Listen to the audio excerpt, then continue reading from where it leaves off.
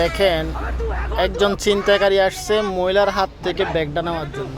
ছিনতাইকারীকে কিভাবে বেকুব বানাইতেছে মেয়েটা, দেখেন মেয়েটার দুর্দান্ত সাহস এবং কি বুদ্ধিমত্তার কাজ করছে। দেখেন চাবিটা নিয়ে গাড়ির ভিতরে ঢুকে যাওয়া মানে হচ্ছে মেয়েটা লোকটাকে যাতে হাত দিয়ে আটকাইতে পারে গাড়ির গ্লাসের সাথে, তারপরে এবারকে ফোন করে কারাগারে নিয়ে আসবে।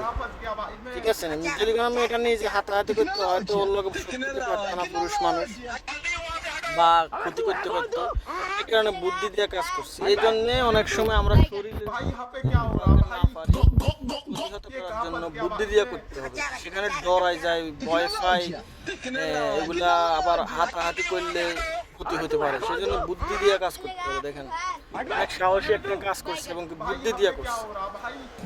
এখন ফোন করি আরেকজন আসা পর্যন্ত উনি সেভ এটা আটকে রাখতে পারবে, নিজের শরীরে কোনো ক্ষতি হবে না। Good job.